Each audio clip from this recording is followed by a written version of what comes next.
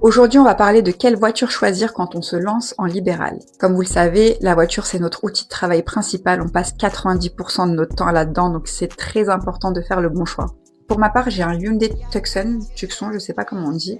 Elle est très bien, mais elle est trop grosse. Donc déjà, premier point, ne choisissez pas une voiture qui est trop grosse parce que pour se stationner, c'est extrêmement compliqué pour le coup. Deuxième point, étant donné qu'on fait énormément de routes, je conseille à tous de prendre soit une voiture hybride, soit une électrique parce que vraiment on en fait des kilomètres.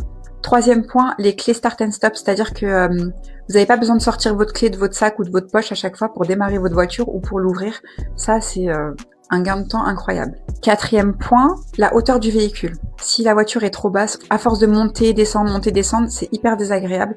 Donc une voiture quand même relativement haute, c'est là où c'est un petit peu compliqué parce qu'en général, les voitures les plus hautes, c'est des SUV et elles sont trop grosses. Et là, je vais vous donner juste les petits plus pour un petit peu de confort et qui est toujours très agréable. Le volant chauffant, les sièges chauffants, le CarPlay et un minimum spacieuse parce que c'est toujours agréable d'avoir plein de place pour étaler tout son bazar. Je pense que toutes les infirmières libérales seront d'accord avec moi. Nos voitures ne ressemblent à rien. Mon mari en a marre de voir ma voiture. Mais pour ma part, c'est pas ma priorité pour le coup. C'est un bazar monstre et j'ai honte à chaque fois.